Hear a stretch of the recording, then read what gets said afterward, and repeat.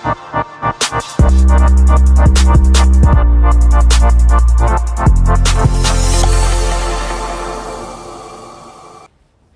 Sobat Milenial, sudah lama ya kita nggak ketemu di program unggulan dari IDN Time, Suara Milenial. Karena memang selama pandemik kita nggak bisa wawancara tatap muka seperti ini ya, semuanya virtual. Tapi alhamdulillah situasi COVID-19 di Indonesia pandemik membaik. Mudah-mudahan terus-menerus seperti itu.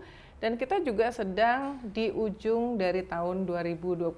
Banyak hal yang bisa kita obrolin dengan narasumber saya yang satu ini, mulai dari pemulihan ekonomi, G20 presidensi, kemudian bagaimana peran dari dunia usaha dalam percepatan pemulihan ekonomi, termasuk mendorong digitalisasi UMKM. Hal yang luar biasa penting karena sektor ini adalah sektor yang termasuk yang paling terpukul selama pandemi.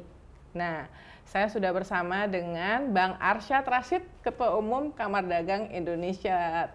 Apa kabar, Bang? Baik, Mbak. Alhamdulillah Ya. sehat. Kayaknya tadi saya lihat tamunya banyak sekali ya. Yang ngantri banyak sekali. Kayaknya tamunya dari berbagai tempat di Indonesia ya. Asik, Gimana Mbak. tuh? Kan dulu kita ngobrol sebelum jadi ketua umum bulan bener, Juni bener, ya. bener. Waktu itu udah ngebayangin bakal capek banget. Tapi aku ingat Bang Asa waktu itu mengatakan bahwa sesudah sekian lama menggeluti bisnis, memimpin grup Indika, lalu ini adalah saatnya giving back to the society ya. Betul. Habis ngobrol sama keluarga juga Betul, kan, betul. sama istri, sama Sama anak, yes. bakal sibuk, bakal Yeah. kurang waktu untuk keluarga, tapi semuanya kemudian merestui bahwa ini adalah waktunya untuk giving back the society. Jadi oke. Kalau bicara giving back, that's I think sekarang ini kan ya, saya bilang mengatakan waktu itu kayak amal ibadah, Mbak, ya kan. Dan actually yang paling penting tadi memang the challenge. Tantangannya ini kan keadaan pada hari ini yang boleh dikatakan tidak pernah ada dalam sejarah manusia kan ya. I think we talk about this pandemic gitu ya. Makanya di Kadin saya mengatakan ini ada dua perperangan. Satu adalah perang melawan pandemi, satu lagi perang ekonomi. Yang dimana dua-duanya ini harus kita menangkan gitu. Nah, selama ini pada tahap awal ini kita fokus terhadap masalah pandemi while talking about ini. Makanya Kadin kita involve dalam pengadaan oksigen, kita bicara ke rumah oksigen, kita bantu untuk vaksinasi, kita juga mendistribusikan vaksin gitu ya. Jadi hal-hal tersebut tadi untuk perperangan melawan pandemi tadi, itu yang kita lakukan. Nah, bersamaan juga kita bantu dalam konteks sosialnya, waktu itu beras-beras, obat-obatan dan semua, dan yang menggembirakan bahwa rasa gotong royongnya pengusaha itu luar biasa, Pak. Gitu. Jadi langsung dengan cepatnya ada sesuatu hal yang harus dilakukan, semua dengan cepat mau membantu dan melakukannya. Gitu. Nah, satu lagi yang perang ekonomi ini. Yeah. Nah, ini yang memang menjadi the big challenge for us. Yang dimana sekarang ini, yang di Kadin ini sekarang pertama saya mengatakan bahwa Kadin ini harus Kadin yang inklusif dan kolaboratif. Nah, dalam arti inklusif ini tadi kan Kadin ini harus benar-benar dirasakan sebagai rumah dari semua pengusaha, dari mulai besar, menengah, kecil sampai pun mikro dan ultra mikro gitu. Nah, dengan itu Kadin ke depan juga melihat ini adalah suatu proses transformasi diri sendiri juga, Mbak. Makanya kalau bicara 4 pilar yang ada dalam yang kami canangkan untuk Kadin, itu ke depan 3 pilar itu ngelihatnya keluar, yang 1 pilar ke dalam.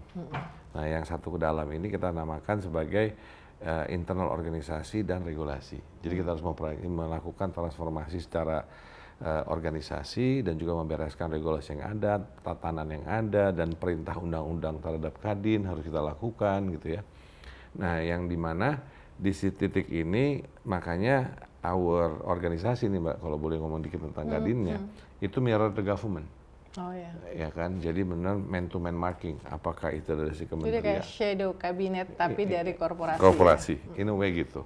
Karena apa? Kita melihatnya bahwa the complexity yang ada, ini kan masalah roda ekonomi. Roda ekonomi hampir stop. Dan bicara bukan hanya di Indonesia, seluruh dunia, setiap negara. Nah, di Indonesia sendiri, waktu roda ekonomi itu stop, setiap dampak terhadap setiap industri berbeda-beda.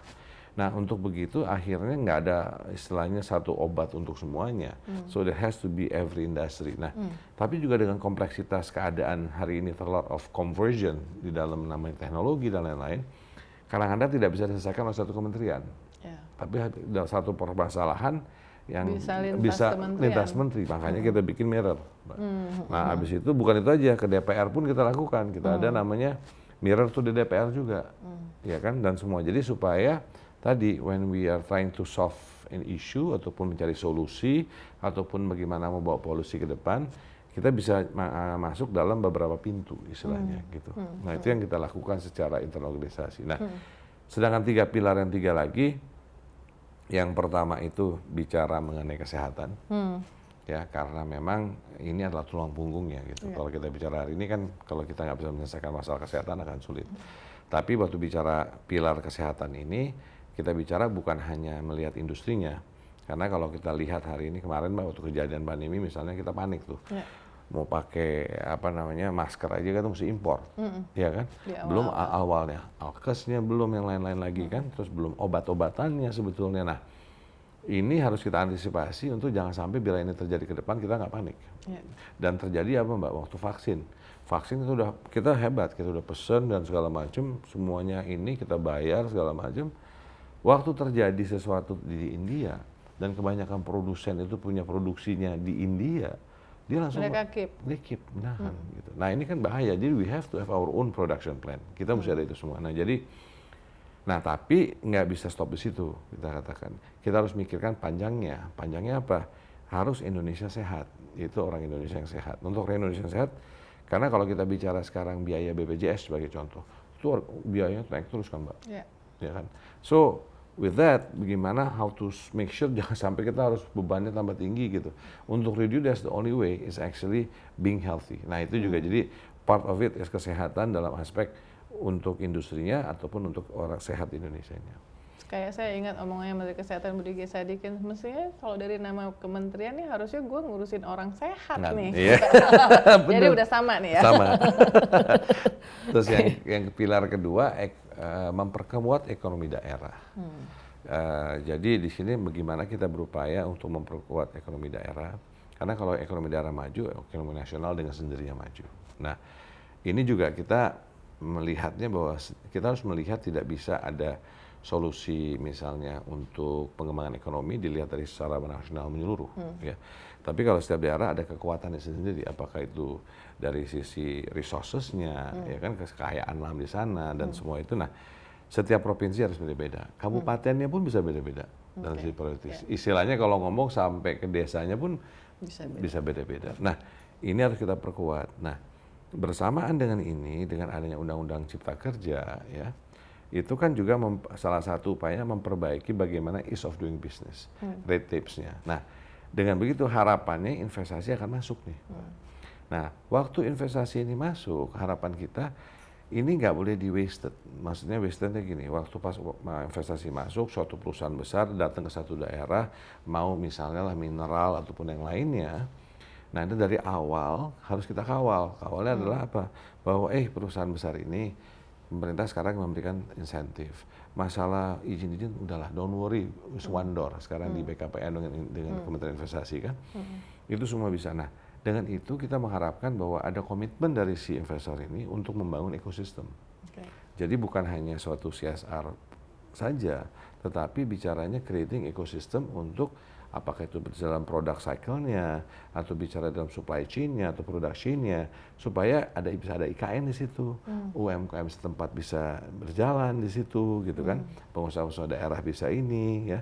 Nah, itu karena kita melihat wave of investment ini kelihatannya bakal besar, utamanya dengan revolusi industri 4.0 ini, dengan teknologi dan segala macam, baterai dan electric vehicles lah, apa semua itu pasti memerlukan raw materials, minerals kebanyakan. Nah, itu ada semua di Indonesia. Kita punya bauxite lah, rare earth lah, kita ngomong many things yang kita punya. Nah, ini jangan sampai ini mau masuk kita langsung bilang bangun ekosistemnya. Jadi supaya ada industri kecil juga masuk, UMKM misalnya juga bisa hidup. Nah, ini ekosistem yang dibuat. Nah, ini satu, dan menciptakan lebih banyak pengusaha daerah. Itu yang kedua, Mbak. Ya, pilar kedua. Pilar yang ketiga, adalah kita bicara mengenai kewirausahaan dan kompetensi. Nah, di titik ini kalau bicara kewirausahaan, balik lagi pada Undang-Undang Cipta Kerja, kan pertama adalah cutting red tapes, ease of doing business. Ya. Dengan itu makanya basisnya sekarang basis risiko dan lebih mudah untuk mendapatkan izin-izin. Ya. Yang kedua adalah bicara supaya menciptakan lebih banyak pengusaha. Ya.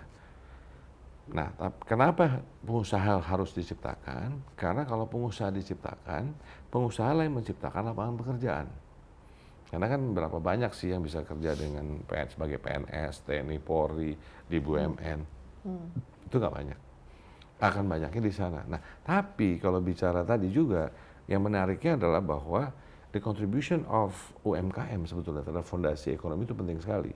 Dan sekarang aja itu mungkin kontribusi around 60%. Dan kalau bicara workforce ataupun pekerja itu lebih dari 90% kebutuhannya dari situ income. Jadi ini titik penting sekali kita menciptakan lebih banyak wirausaha. Tapi selain wirausaha itu diciptakan, bagaimana membuat wirausaha ini naik kelas? Dari yang mikro jadi kecil, yang kecil jadi menengah. Nah, perlu ada intervensi. Ya. Kalau dalam level pemula ataupun yang mikro, yang kecil untuk dinaikkan itu mungkin satu ini. Nah, ini intervensinya bagaimana nih yang kita mesti lakukan? Misalnya semudah Mbak ya, misalnya tadi kalau bicara menambah kewirausahaan itu membawa teman-teman dari informal ke formal aja itu udah suatu very big pekerjaan yang harus dilakukan. Gitu.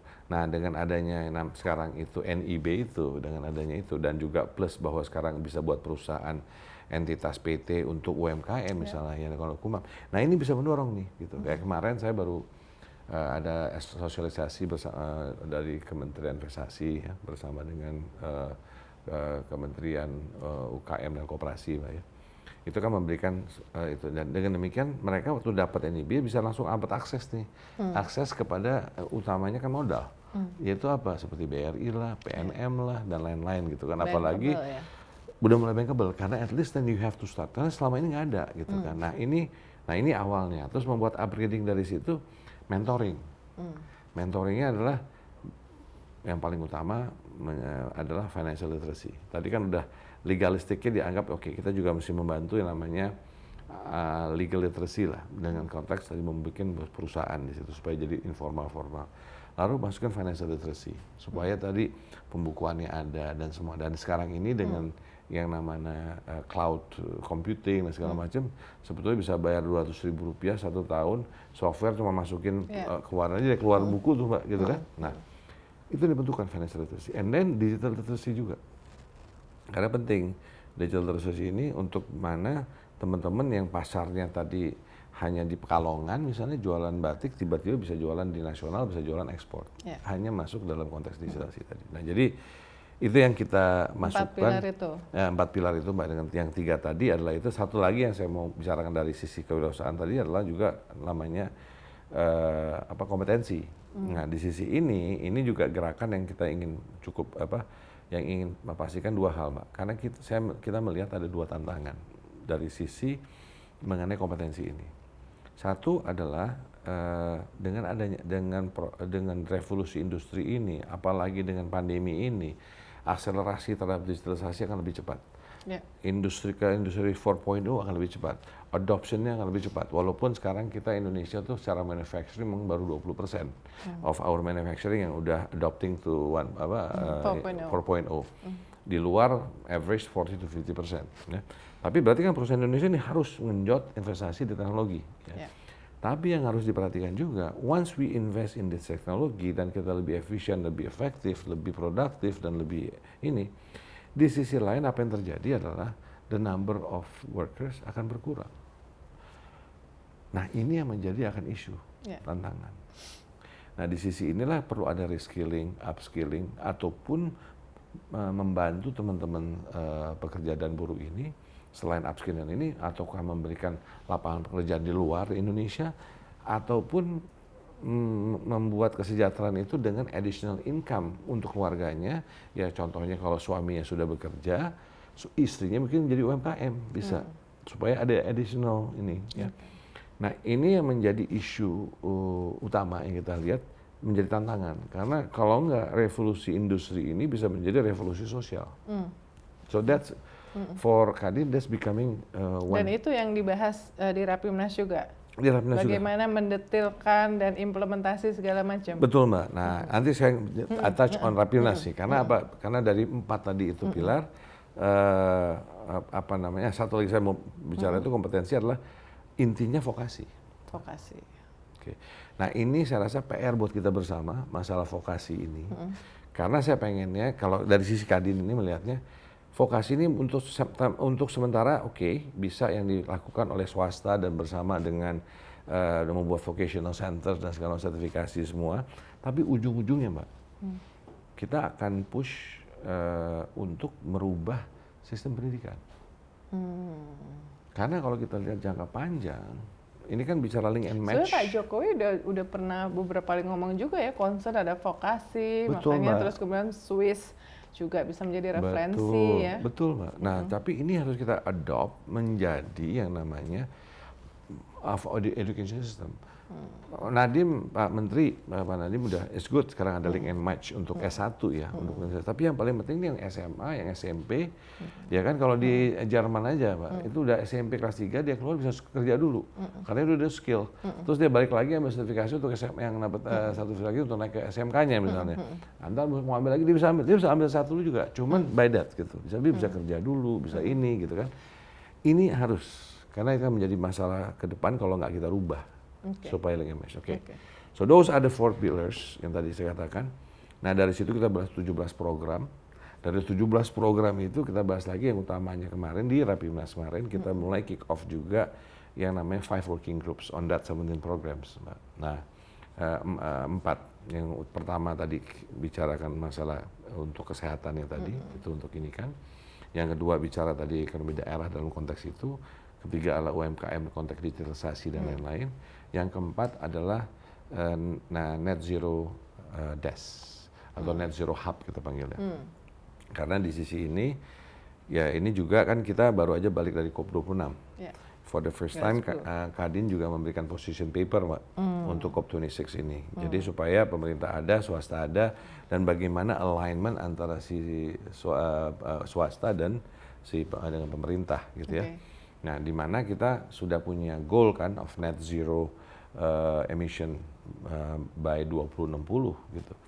Nah, makanya juga secara perpajakan sekarang di HPP, undang-undang HPP itu sudah ada namanya carbon tax for example to start with ya.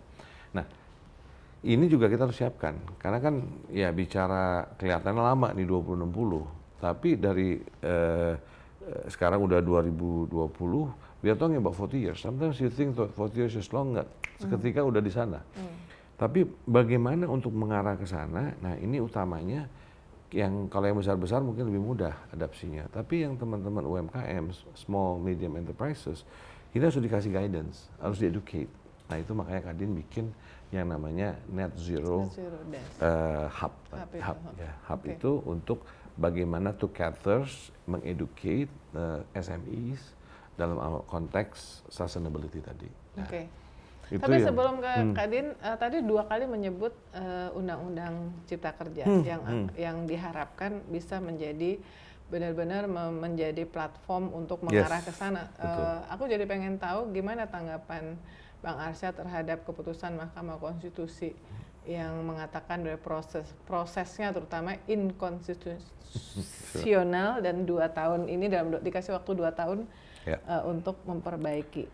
Yang pertama saya melihatnya bahwa kita harus bangga bahwa sistem demokrasi kita itu berjalan dalam konteks hukum itu bahwa everyone have voices dan dari situ nggak ada kan gini kalau kita bicara Undang-Undang Cipta Kerja ya Mbak ya, kalau boleh mundur sedikit. Nah Undang-Undang Cipta Kerja ini kan yang dinamakan sebagai omnibus ya kan. Beberapa undang-undang disimplifikasi menjadi satu untuk diciptakanlah Undang-Undang Cipta Kerja ini, gitu kan. Nah, dan kita perlu ingat juga bahwa Undang-Undang Cipta Kerja ini apa sih spirit daripada Undang-Undang Cipta Kerja itu dulu, ya kan? Spiritnya clear, nomor 1 ease of doing business, kedua menciptakan pengusaha untuk menciptakan lapangan pekerjaan yang banyak, akhirnya mengurangi kemiskinan. That is the spirit of Undang-Undang Cipta Kerja. Nah, pastinya dengan Omnibus Law, dengan bermacam-macam undang-undang ini, pasti sesuatu kita semua manusia, pasti nggak sempurna. Dan kalau di bisnis saya, di usaha itu kita namanya continuous improvement, always improving. Nah, sama halnya dengan Undang-Undang Cipta Kerja ini. Nah, jadi pertama bahwa memang dikatakan ini kan nggak bicara substance-nya, tapi prosesnya kan, Mbak. Proses. Ya kan? Jadi dengan demikian saya rasa tanggapan yang sangat cepat dilakukan oleh Pak Presiden pada waktu itu, kan waktu hari kejadian hari Kamis, kalau nggak salah hari Senin beliau udah beberapa hari itu konsolidasi, hari Senin bicara dan secara lugas mengatakan bahwa, dan kita punya prinsip yang sama gitu ya, bahwa ini undang-undang berjalan, tidak ada. Ini jalan as is dan PP-nya pun tetap sah, apapun perangkat di bawahnya pun jalan. Yang tidak boleh adalah membuat PP yang baru. Ya. Jadi kami tetap jadi dasar jadi untuk dasar itu bergerak. kami beranggap ini jalan, Mbak. Nah, tapi penting sekali, Mbak, bahwa kemarinnya kami udah mulai namanya dialog sosial bicara, karena kan banyak teman-teman dari pekerja dan buruh yang bicara mengenai undang-undang ini dan mengatakan prosesnya itu. Nah, pertama adalah harapan perbaikan terjadi dengan cepat antara DPR dan pemerintah, tapi di sisi lain kami juga merasa kita perlu dialog sosial. Nah, dialog sosial kita bicara mulai dengan serikat-serikat pekerja. Nah, utamanya apa sih? Kita bicara dulu bahwa oke, ini ada Undang-Undang Cipta Kerja. Nanti kita bicara esensi Undang-Undang Cipta Kerja dulu. Ini sepakat nggak nih? Apa spirit daripada ini? I think everyone sepakat.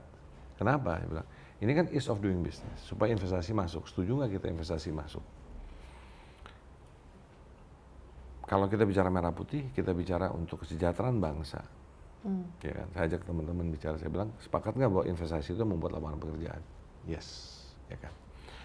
Yang kedua adalah bahwa perlu nggak bahwa perasaan aman untuk investor masuk dan untuk usaha jalan? Saya rasa semua mengatakan sama. Ya. Nah, jadi dengan demikian yang paling utama saya bilang jangan sampai the process to due process of law itu harus dan itu berjalan. Tapi jangan sampai membuat investor ataupun pembeli barang Indonesia takut. Nah, jadi saya ajak teman-teman daripada pekerja dan buruh bahwa dengan pengusaha kita duduk bersama, kita mengatakan bahwa investor aman kok. Ini kita nggak mau gaduh-gaduh kok, gitu, ya kan? Terus ya, pembeli barang dari Indonesia nggak usah takut, jangan membeli dari negara lain, tetapi beli di Indonesia. Kami akan pastikan ini juga akan terjadi aman. Itu yang paling utama, Mbak. Jadi dari Undang-Undang Cipta Kerja ini, satu hal di proses yang kita lakukan dan kita respect itu semua, bahwa ini jalan, tapi penting juga suara kita satu.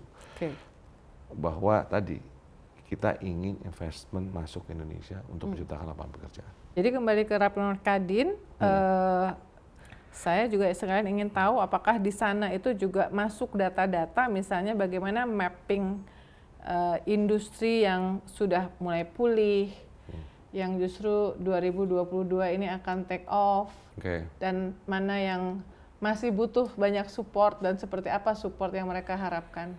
Mungkin sebelum ada dua nih, Mbak. Nah, kita kemarin tuh highlightnya gini. Pertama itu kan diskusi yang kita lakukan dengan program yang kita ada semua itu yang ASEA relate terhadap situ.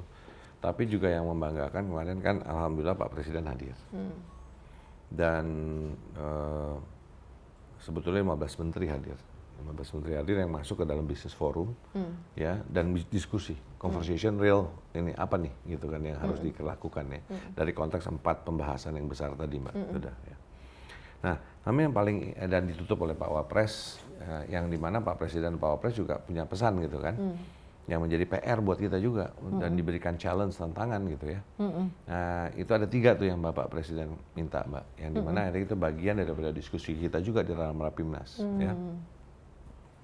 Yang pertama adalah reformasi struktural, ya kan, structural reforms.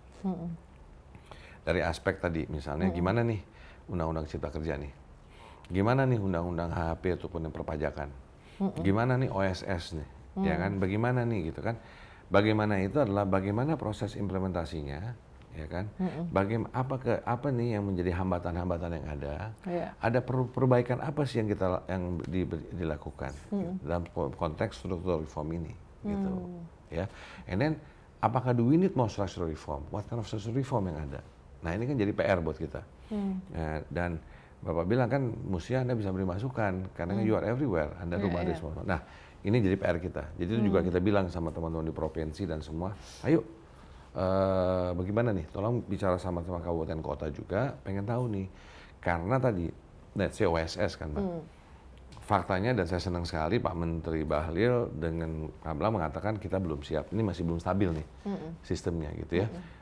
Perlu stabilisasi, which is fair karena itu software dan segala macamnya. Nah jadi oke, berapa lama nih? Oh sampai misalnya let's say by Q1 tahun depan itu mungkin sudah stabil, sudah ya kan? Oke, good. Tapi itu kan baru sistemnya, IT-nya. Tapi resource ini kan juga kan setiap provinsi, setiap kabupaten kota juga memiliki resources dan punya gambaran yang berbeda secara edukasi dan lain-lain, ya kan? Jadi maturity daripada birokrasi juga beda-beda. Nah ini kan juga harus dilihat nih. Nah ini yang jadi akan kita beri masukan sebagai contoh. Nah satu itu dari social reform. Yang kedua adalah bicara mengenai economic reform. Nah, apa sih economic reform yang dipikirkan gitu kan ya?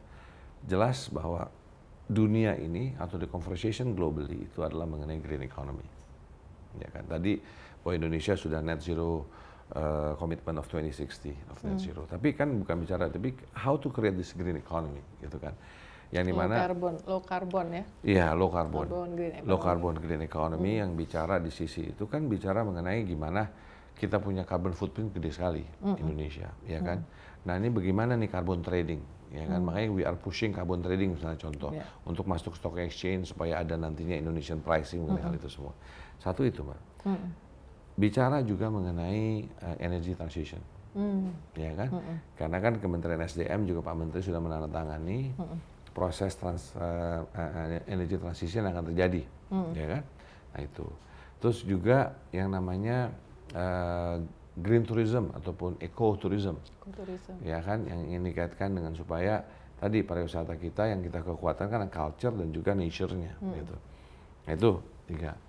Terus juga bicara mengenai blue economy, ya yang kita maritime kita, infrastruktur untuk maritim, bagaimana kelautan kita, mengenai perikanan dan semua, ya kan? Karena we are an archipelago gitu, ya kan? Terus kalau bicara the big of blue economy, bicaranya lebih besar lagi adalah kalau SpaceX is going to the space, how about going ocean? That's bisa istilahnya Ocean X gitu kan? Belum ada yang melakukan itu ya? Explore ke bawah, Pak. And we have the richness of this di Indonesia, gitu kan? So that's the blue economy, ya kan? Nah itu yang bicara economic reform yang dipikirkan. Nah ini juga kita ingin beri masukan bagaimana dan segala macam. Nah di sisi itu juga menjadi bahan diskusi dalam Rapimnas untuk jadi teman-teman juga mulai mendengar dan melihat dan apa nih coba beri masukan. Ya. And the third one is pendampingan UMKM. Ya, nah pendampingan UMKM ini penting sekali. Ini yang kita ngomong bapak anak, is like a plasma inti kind of thing ya. Yang dimana di sini juga adalah gotong royong gitu, yang perusahaan besar bisa bantu yang kecil atau mikro dan bagaimana gitu kan. Nah ini juga yang sedang kita tata juga nih kira-kira mana gitu ya. Apa dari sisi pertanian, dari sisi segala macam industri lah yang ada gitu ya. So that's also menjadi PR buat kita, concern dan PR buat kita. Nah selain tadi memang dengan komponen digitalisasi UMKM di sisi satu, tapi juga bagaimana selain tadi mentoringnya, tapi juga fosteringnya, ya kan gitu ya. Nah jadi hal itu yang apa namanya didiskusikan di dalam Rapimnas kemarin itu Mbak. Jadi overall itu sekarang kita lagi akumulatif segala macam.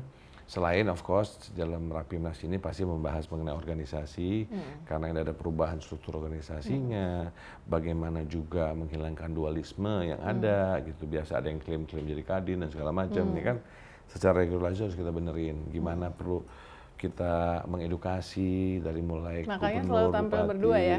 Gimana? Makanya selalu tampil berdua. Bukan, maksud saya itu dualisme itu bukan itu Mbak. Bukan itu, Maksudnya itu kirain masih ada. Oh bukan, enggak ada. Ya? Enggak, ini ada namanya dulu tuh Kadin Tandingan. Oh iya. Gitu ya, dalam proses sejarahnya Kadin ini. Nah ini kan kita juga harus rangkul teman-teman ini, suruh teman-teman ini bikin asosiasi, misalnya masuk dalam anggota luar biasanya Kadin, gitu kan, karena mereka juga pengusaha gitu loh. So berberes lah. Jadi bukan dualisme dalam konteks itu, bukan ini. Kalau bicara apa yang antara bicara belaknya kan saya sama Anin nih Mbak gitu. I think saya bangga Anin dan saya bisa bersama-sama menyelesaikannya dengan cara demokrasi Indonesia, yaitu apa? Dengan yang apa namanya musyawarah mufakat, ya kan? Nah, alhamdulillah semuanya nggak ada ini, semuanya kami karena pandangannya semua sama, Mbak. Kita melihat kita bagaimana recovering from this. Dan tadi yang kita katakan perang ekonomi ini kita harus menang nih, perang ekonomi. Gitu, Mbak. Oke. Nah, tadi kembali ke pertanyaan, ada curhat, ada laporan mapping industri yang akan take off 2022 dan ada yang butuh perhatian khusus di 2022. Oke. Kalau bicara itu kita bicara paling menarik ini, Mbak. Kita mulai bicara dari ekspor dulu nih. Ya, kenapa? Karena tahun ini we will have a new record dalam jumlah ekspor Indonesia ke luar negeri. Walaupun dalam keadaan pandemi, boleh katakan. Nah, yang menarik misalnya contohnya di sini contoh dulu tekstil industri, Pak, itu dianggapnya adalah sunset. Nah, apa yang terjadi di 2020-2021 ini is a comeback. Kenapa? Aparel, ya baju-baju buat ini semua demand-nya tinggi sekali, khususnya dari Amerika. Nah, ini juga kenapa saya katakan perang. Dampaknya pada perang ini yang terjadi sekarang ini saya bilang sudah terjadi perang dunia ketiga sebetulnya dalam konteks ekonomi. Trade war antara China dan US berdampak sebetulnya bisa positif pada kita, ya kan, sebagai non-blok kan. Nah, ini order banyak sekali. Contoh aparel, sepatu, Mbak, ya, furniture, Mbak, furniture gila-gilaan, Mbak. Itu saya bahas sama teman-teman industri furniture. Dalam seumur umur hidup industri itu nggak pernah dapat order sebesar ini, kan amazing. Nah, kalau bicara furniture tuh nggak yang besar-besar aja loh, ada yang UKM juga, yang kecil-kecil banyak loh. Apalagi di Indonesia, itu kekuatan kita juga untuk desain dan segala macam ya. Dan demand dari Amerika tinggi sekali. Rupanya apa? Terjadi suatu perubahan juga dalam lifestyle. Nah, ini yang kuncinya kan, bahwa dengan adanya pandemi ini terjadi the new normal, new reality, dengan adanya katakan dunia baru ini, jadi karakter behavior dari karakter dari manusia juga berubah. Nah, ini yang terjadi di Amerika. Jadi kenapa? Dulu mereka simpan uang, saving, to go traveling, right? Now they cannot travel, right? Kebanyakan di rumah, work from home kan. Dia mungkin dia lihat furniture gue kok udah ini kan.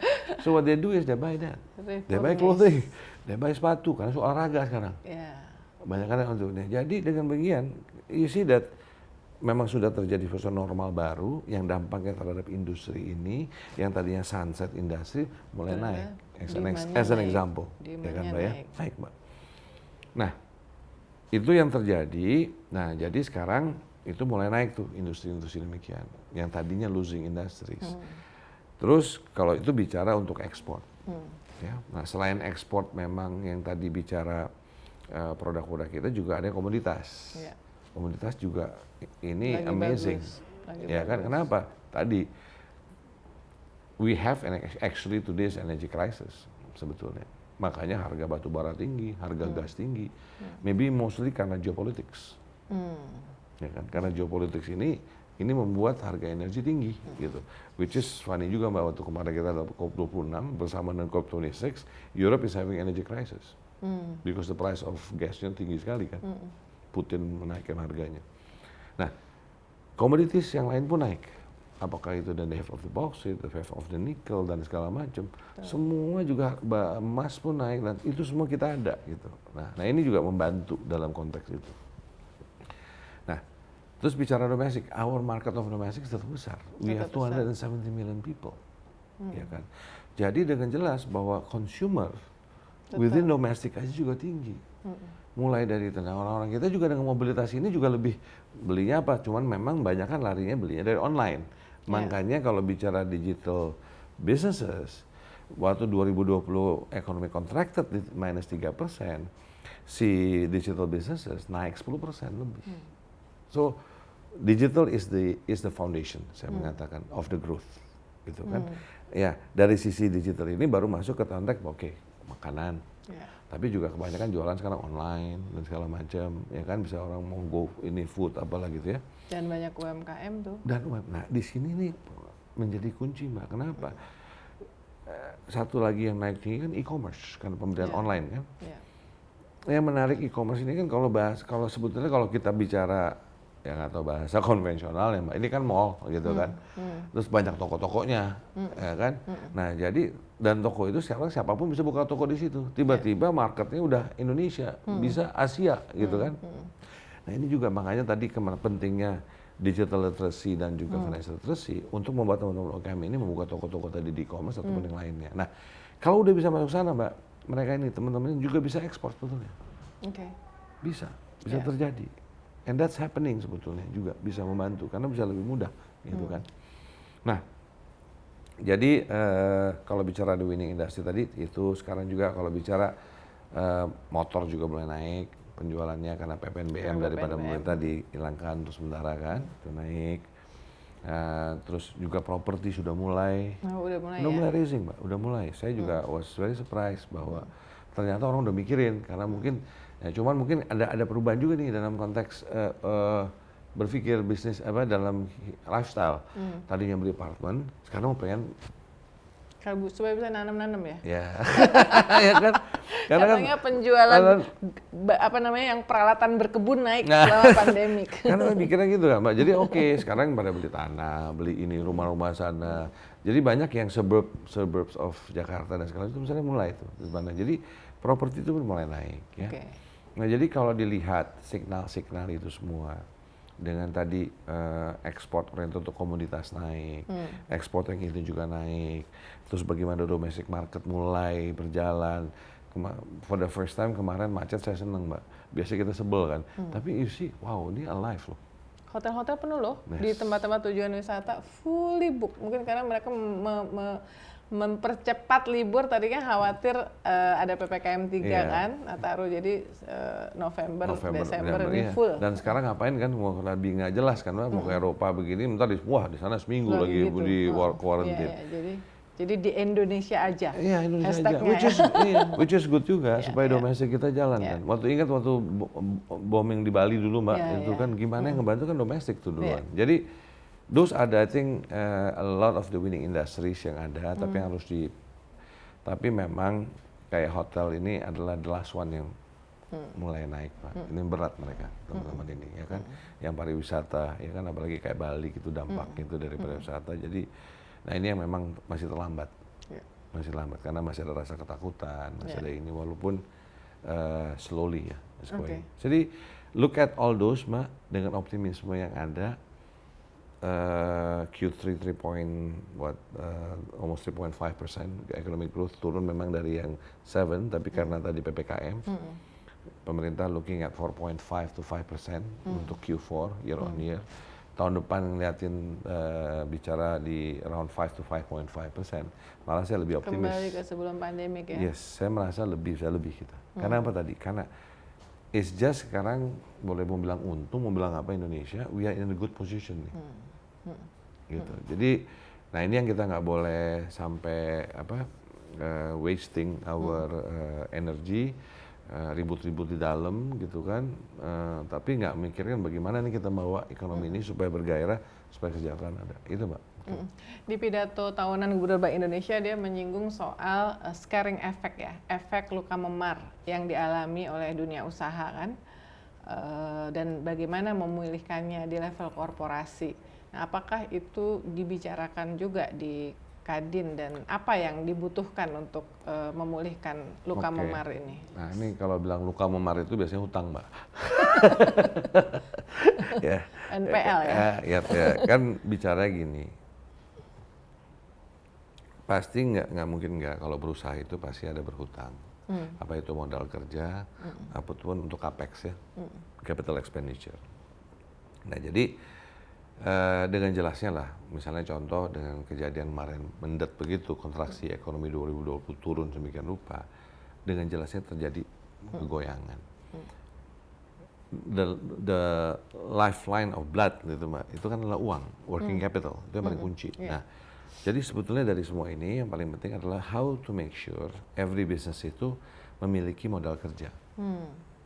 That's the key. Oke. Lainnya itu adalah subset daripada itu. Misalnya contoh, kalau ada modal kerja dikasih leluang untuk modal kerja dulu, berarti kalau bisa pembayaran hutangnya dipanjangin. Supaya lebih cash flow-nya itu nggak termakan, karena perlu modal kerja untuk muterin bisnisnya. Harapannya ya beban bunganya lebih rendah lah, ya kan. Bicara denda hilangkan lah, ya kan. Tapi ini saya bicara dari konteks memang benar-benar perusahaan yang kena dampak karena pandemi. Juga karena sebelumnya ada bandel-bandel juga ada, Mbak, gitu kan. Bukan karena mismanagement Bukan from karena the beginning. ya kan. Tapi kalau karena memang dampak itu harus diberikan. Oke, itu mau bicara dari level yang besar, menengah, kecil, semua sama mestinya treatmentnya, ya.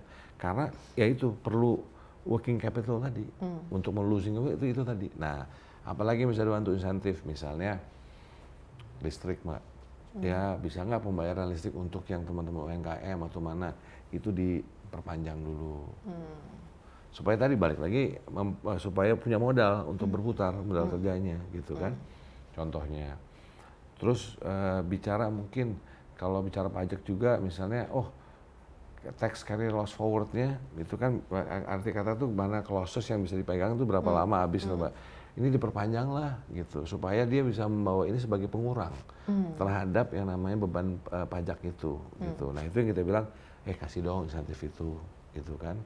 Karena supaya tadi mereka short term hidup jangka panjang juga bisa lebih baik. Oke. Nah, jadi insentif-insentif itu tetap diperlukan. Tadi itu lebih in general, right?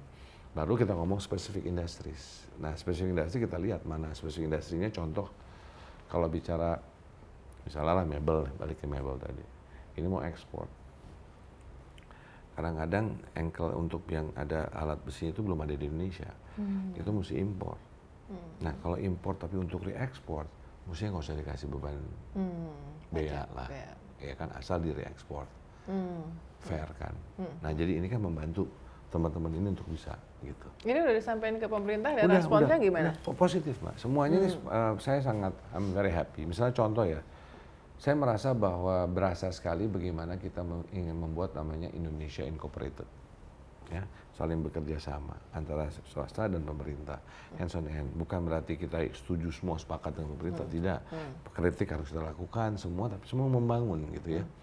Contoh, waktu pas kemarin logistik, karena memang menjadi masalah harga logistik tinggi, itu global issue. Sampai Presiden Amerika pun mau bikin executive order waktu itu kan. Oke, masalah kontainer yang langka, bicara spacing of itu karena memang kapal-kapal di setiap port itu lama kan. Nah, itu responsnya saya bicara dengan Menteri Perdagangan, misalnya Pak Lutfi, asosiasi-asosiasi dari yang mana, dari yang tekstil, yang mebel, yang ini semua hadirin gimana nih kita cari solusi.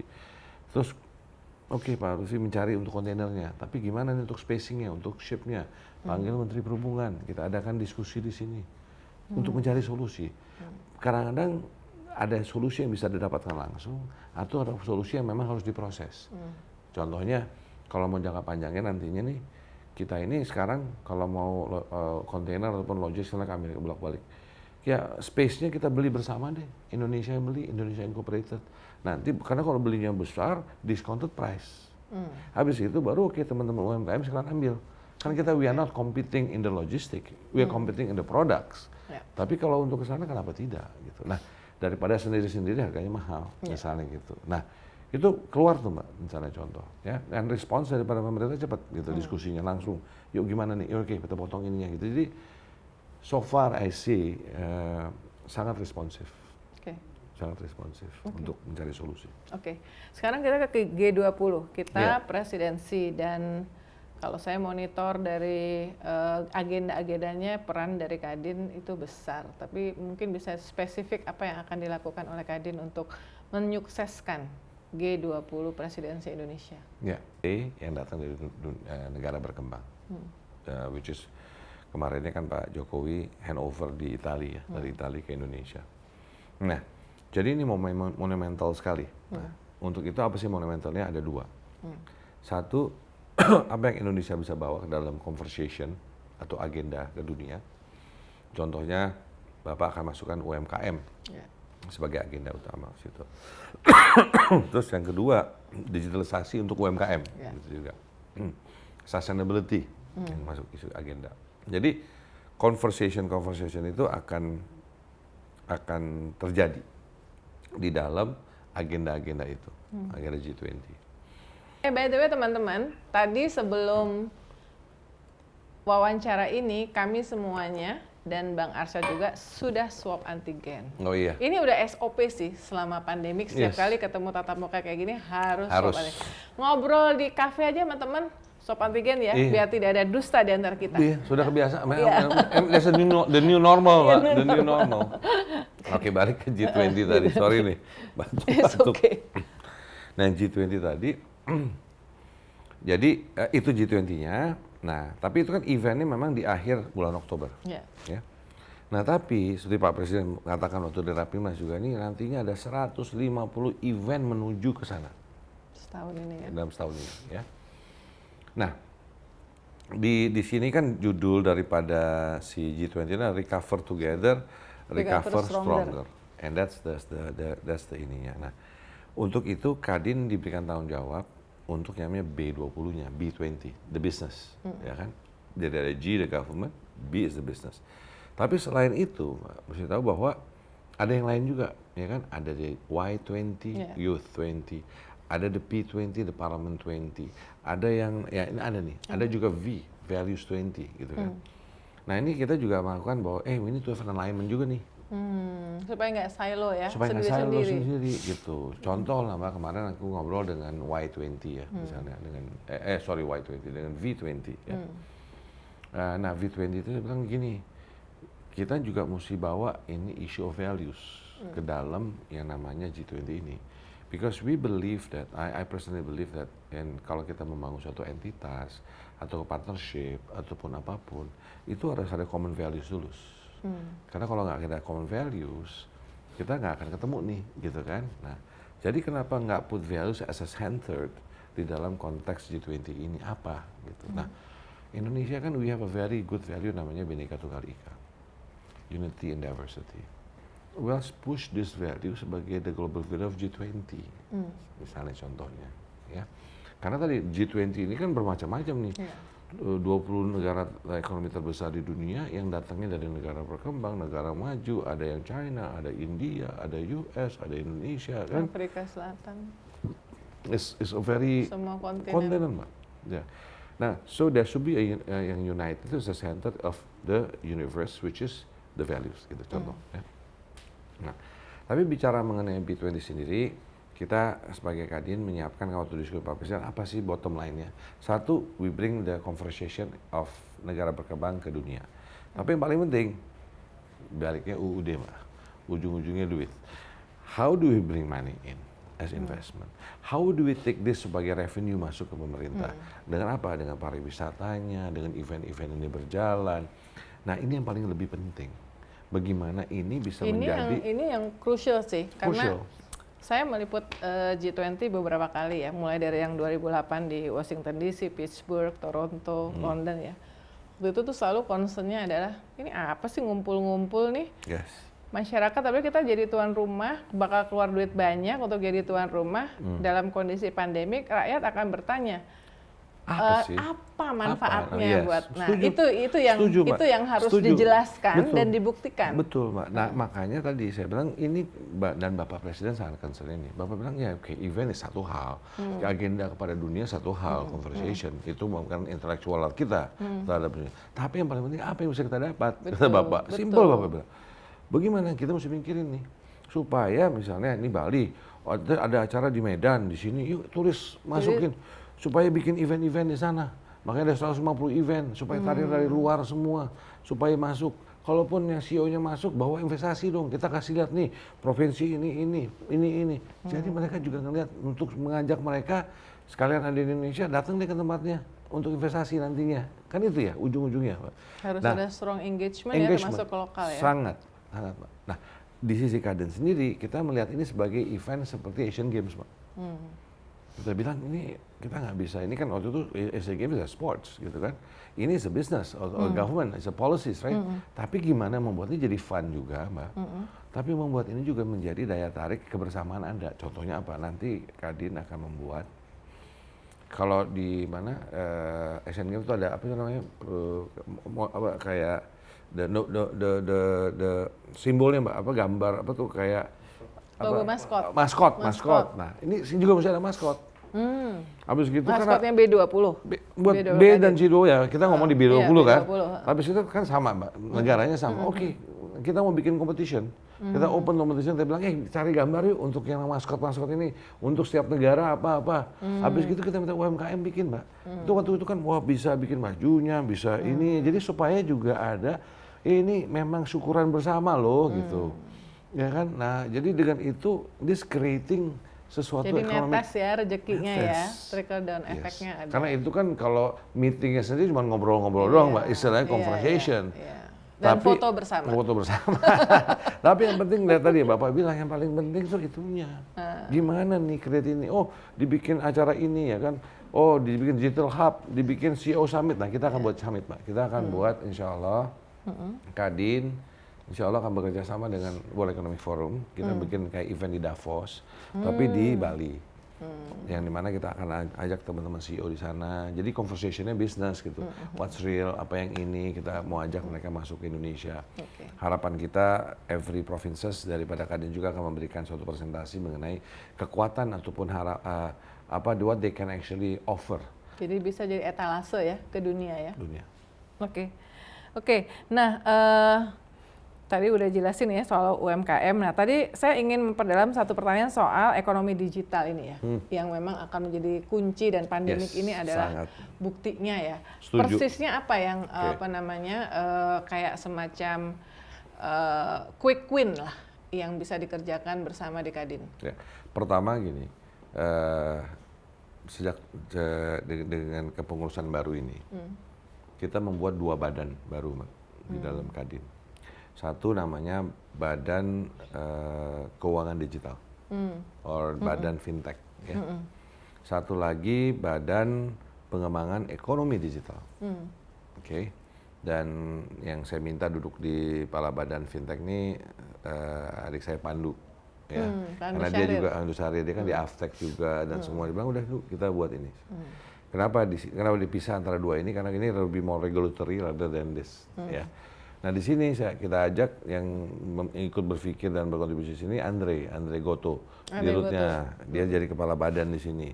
Dia juga kita inklusif, kita ajak teman-teman yang dalam vertical industry, misalnya fishery ada e-fishery masuk, ada ini. Nah kenapa?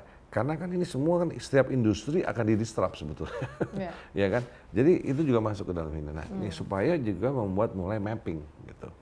Nah, tapi pas dilihat mapping awal, waktu saya diskusi sama teman-teman dari 2 badan ini, utamanya tahu nggak Mbak yang menjadi tantangan kita? Manusia. Back to square one is the human capital. Makanya tadi saya mengatakan vokasi ini penting, gimana kita harus ini, supaya jangan sampai kita jadi pasar doang. And that's the key, right, on digitalization. Because we cannot be just the market. Nah, untuk itu masalah manusia dulu. Karena outputnya adalah digital ataupun software ataupun teknologi, inputnya itu kan dari otak manusia yang membuatnya, desainnya gimana, masukin programnya gimana dan segala macam gitu ya. Baru bicara terjadi satu produk, baru aplikasinya terhadap industri itu.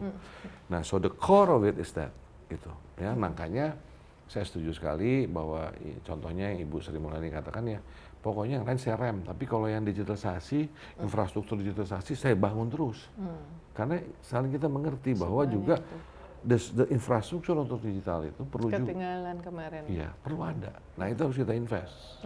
Ya kan fiber optics lah ini segala macamnya. Jadi so both digital infrastructures and soft infrastructures of the digital, which is the human capital development, and that's the key. 2 pertanyaan terakhir. Yang pertama adalah termasuk bisa juga dalam konteks personal experience sebagai pengusaha, kemudian di Kadin, 5 highlight yang dirasakan selama 2021 yang akan kita tinggalkan ini.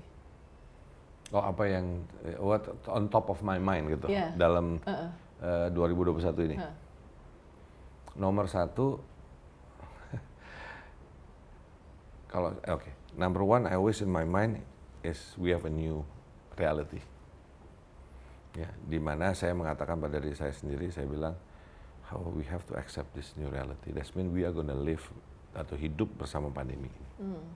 Itu always on top of my mind. Karena kalau kita nggak bisa beradaptasi, susah, Mbak. Kita akan takut sendiri karena ini segala macam. Nah, jadi that's always on top of my mind. It's about new reality.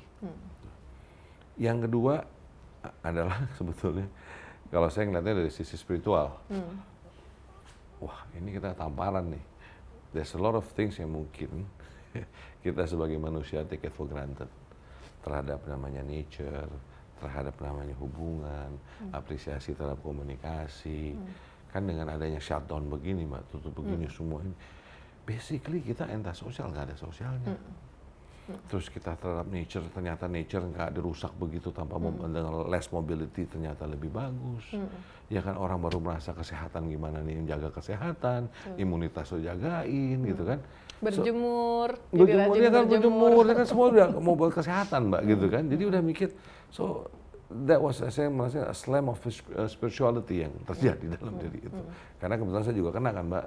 Dan itu yang membuat saya jadi running for ketum kadin, Mbak. Actually because saya kena sakit, saya di stand 3, akhirnya I thought, wow, life is too short.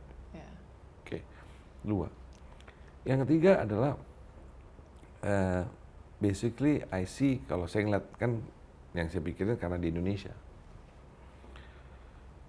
masalah terjadinya, takutnya saya revolusi sosial. Saya takut. Karena apa? Inequality?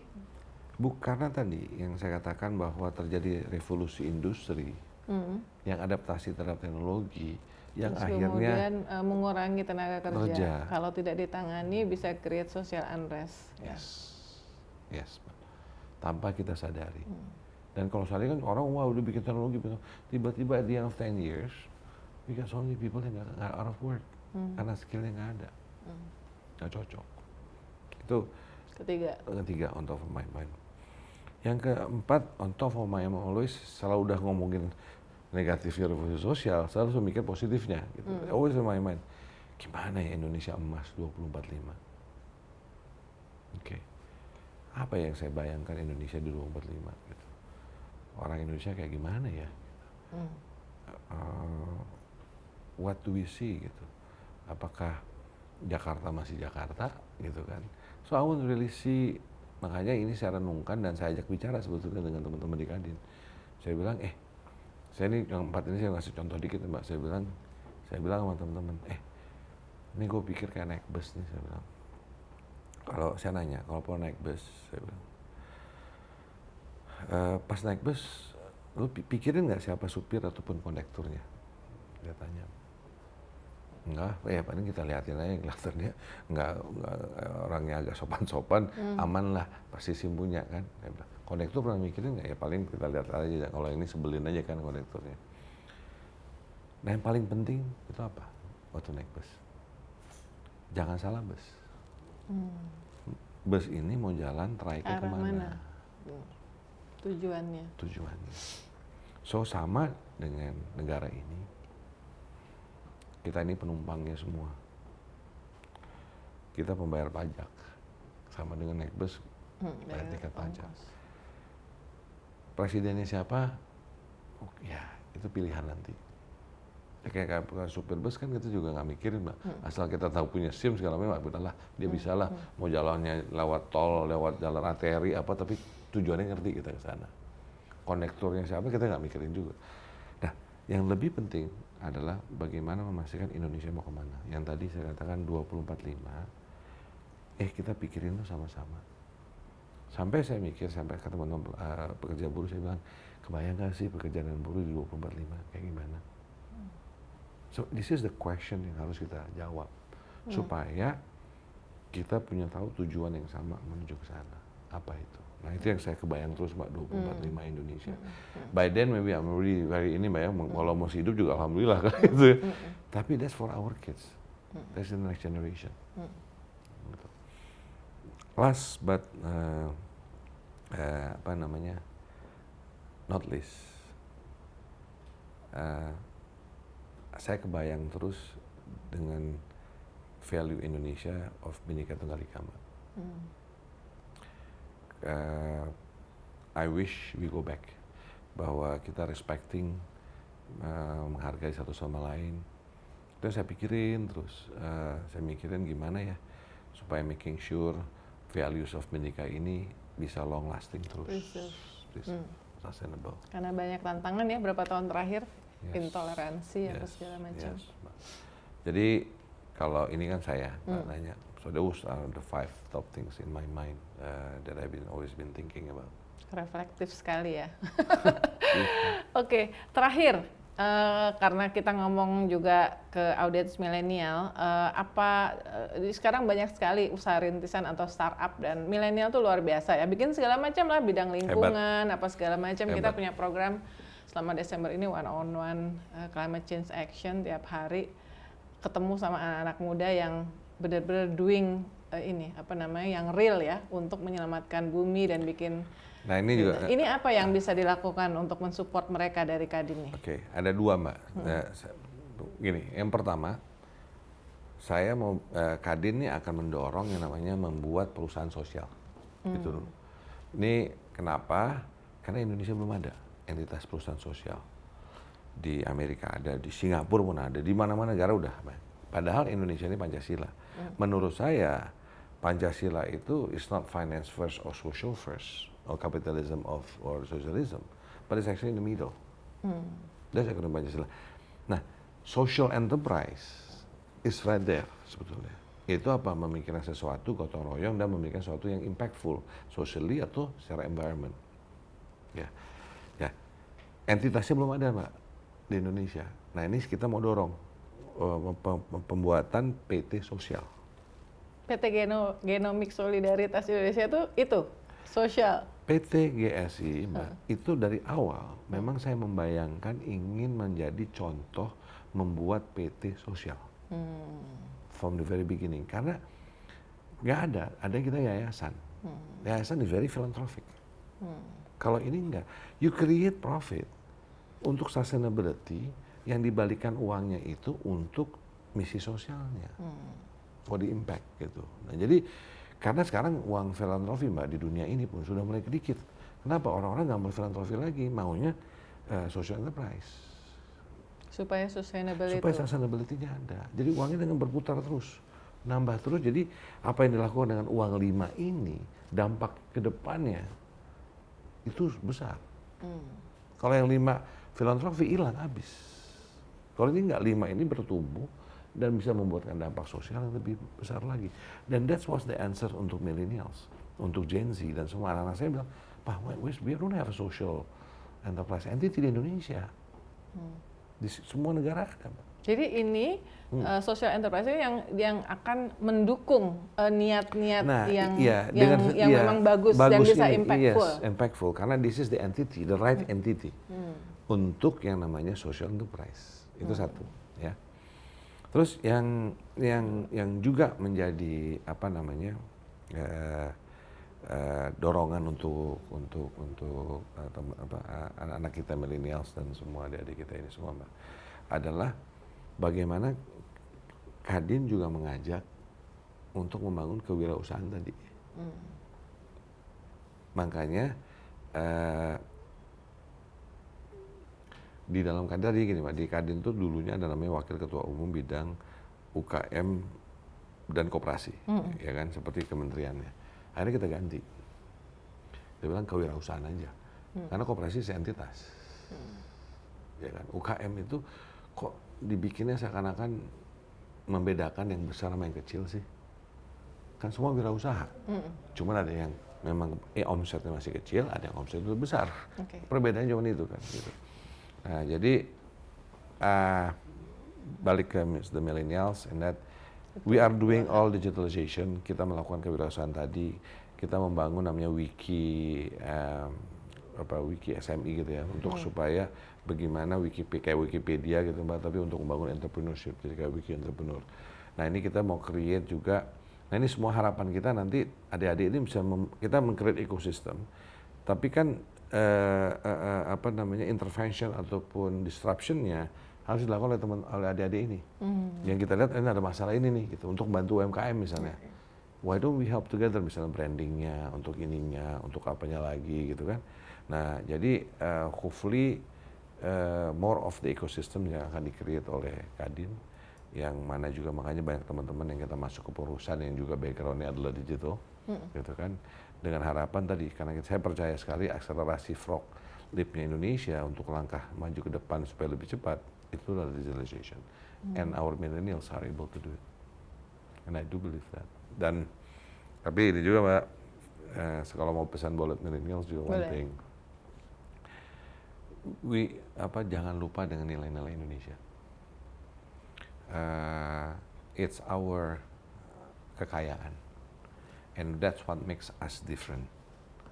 Nah harapan saya millennials dengan bermacam-macam digitalisasi dan sekarang AI-nya, artificial intelligence dan segala macam, all of that, ya digital is the tools to grow. Tapi foundationnya Mbak is values. Dan siapa yang mengoperasikan di belakangnya itu tetap menentukan. Nah makanya saya lebih suka bicara instead of industry 4.0, is society 5.0. Wow, that's the punchline. Society toward society 4.0 atau 5.0 ya. Wah, thank you banget nih Bang waktunya dan juga very insightful. Saya sampai overwhelmed, ini luar biasa, banyak bisa dikembangin ke macam-macam dan ngebayangin banyak banget PR yang harus dikerjakan oleh Kadin dan itu pasti nggak sendiri. Tadi dari awal sudah dikatakan kolaborasi dengan semua pihak termasuk dengan kalangan milenial. Sekali lagi terima kasih teman-teman milenial. Itu tadi obrolan saya di Suara Milenial dengan Ketua Umum Kamar Dagang Indonesia Kadin, Bang Arsyad Rashid. Dan jangan lupa like, subscribe YouTube IDN Times dan juga nantikan Suara Milenial berikutnya yang tidak kalah seru. Bye. Thank you. Bye.